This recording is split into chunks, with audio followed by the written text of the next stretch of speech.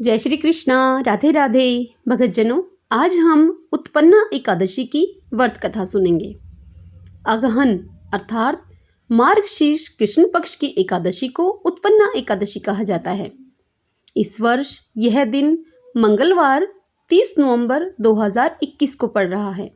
इस एकादशी व्रत को वैतरणी एकादशी भी कहा जाता है, क्योंकि इस दिन देवी एकादशी का जन्म हुआ था। इसीलिए इस एकादशी का महत्व और भी अधिक बढ़ जाता है। वैतरणी एकादशी को व्रत उपवास रखने से शीघ्र ही सभी मनोकामनाएं पूर्ण होती हैं। पौराणिक ग्रंथों के अनुसार अगहन मास भगवान कृष्ण और विष्णु की भक्ति का मास है। इस दिन श्री विष्णु के शरीर से माता एकादशी उत्पन्न हुई थी। अतः इस दिन कथा श्रवण का विशेष महत्व माना गया है। हेमंत ऋतु में आने वाली इस एकादशी को उत्पत्तिका, उत्पन्ना और वैतरणी एकादशी कहा जाता है। वैतरणी एकादशी अर्थात उत्पन्ना एकादशी के बारे में जब धर्मराज युधिष्ठिर ने भगवान श्री कृष्ण से पूछा तो भगवान श्री कृष्ण ने इस कथा को बताया था। आइए अब कथा सुन लेते हैं। सब बोले विष्णु भगवान की जय। ओम नमो भगवते वासुदेवाय। बात सतयुग की है। एक पौराणिक कथा के अनुसार सतयुग में मुर नाम का एक दैत्य उत्पन्न हुआ। वह दैत्य बड़ा ही बलवान और भयानक राक्षस था। उस प्रचंड दैत्य ने इंद्र, आदित्य, वसु, वायु, अग्नि आदि सभी देवताओं को पराजित करके वहां से भगा दिया।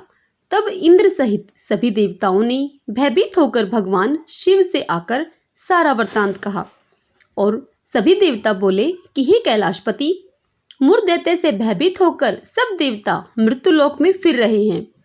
तब भगवान शिव ने कहा उन सब से कि हे देवताओं, तीनों लोकों के स्वामी, भक्तों का दुखों का नाश करने वाले भगवान विष्णु की शरण में जाओ तुम सब, वे ही तुम्हारे दुखों का नाश करेंगे।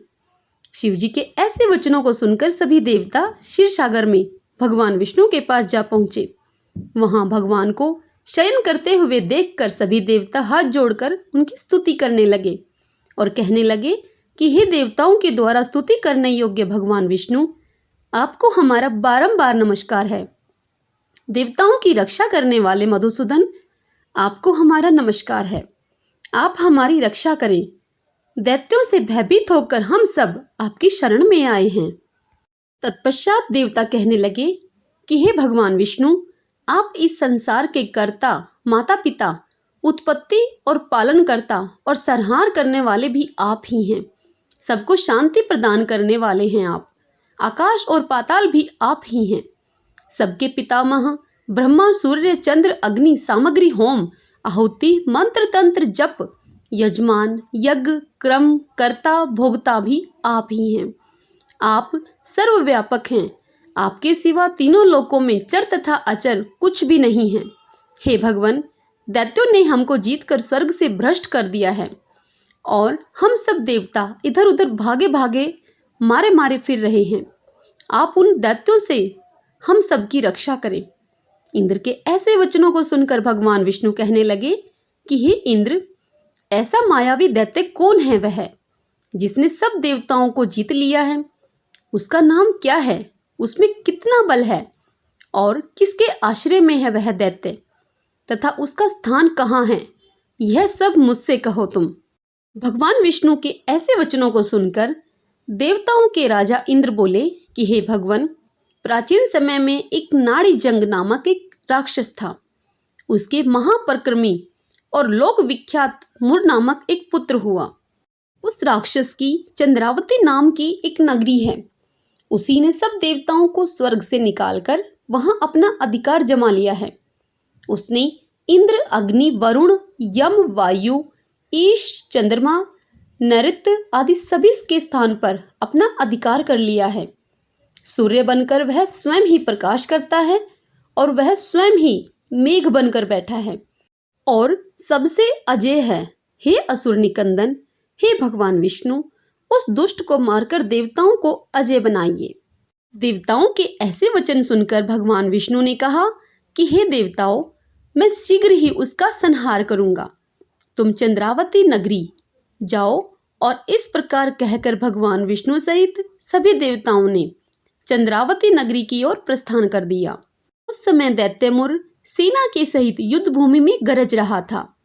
उसकी भयानक गर्जना सुनकर सभी देवता भय के मारे चारों दिशाओं में भागने लगे। जब स्वयं भगवान रणभूमि में आए तो दैत्य उन पर भी अस्त्र शस्त्र आयुध लेकर दौड़ पड़ा। यह देख भगवान विष्णु ने मुर नामक उस राक्षस को शरप के समान अपने बाणों से बींध डाला। बहुत से दैत्य उस मुर नामक राक्षस के मारे गए। केवल मुर बचा रहा। वह अविचल भाव से भगवान के साथ युद्ध करता रहा। भगवान विष्णु जो भी अपने तीक्ष्ण बाण उस मुर नामक राक्षस पर चलाते, वह बाण उस मुर नामक राक्षस के लिए पुष्प सिद्ध होते। उसका शरीर छिन्न भिन्न हो गया, किंतु वह फिर भी लगातार युद्ध करता रहा। दोनों के बीच मल्ल युद्ध भी हुआ। 10,000 वर्ष तक उन दोनों के बीच युद्ध चलता रहा, किंतु मुर फिर भी नहीं मरा। थककर भगवान विष्णु बद्रिका आश्रम में चले गए। वहां हेमवती नामक सुंदर गुफा थी। उसमें विश्राम करने के लिए भगवान विष्णु उस गुफा के अंदर प्रवेश कर गए। यह गुफा 12 योजन लंबी थी और उसका एक ही द्वार था। भगवान विष्णु वहां जाकर योग निद्रा की गोद में सो गए। मुर राक्षस भी वहां भगवान विष्णु के पीछे पीछे उस गुफा में पहुंच गया और वहां भगवान विष्णु को सोया देखकर मुर नामक राक्षस भगवान विष्णु को मारने को उद्यत हुआ। तभी भगवान के शरीर से उज्जवल कांति में रूप वाली एक देवी प्रकट हुई। देवी ने राक्षस मुर को ललकारा और उससे युद्ध किया और फिर तत्काल ही उस मुर नामक राक्षस को देवी ने मौत के घाट उतार दिया। भगवान विष्णु जब निद्रा से जागे तब भगवान विष्णु ने इस सब के विषय में पूछा। तब उस कन्या ने, जिसका नाम एकादशी था, बताया कि हे प्रभु, आपके ही आशीर्वाद से मैंने इस दैत्य को मारा है। तब भगवान विष्णु खुश होकर एकादशी को सभी तीर्थों में प्रधान होने का वरदान दिया। इस प्रकार श्री विष्णु के शरीर से माता एकादशी के उत्पन्न होने की यह कथा पुराणों में वर्णित है।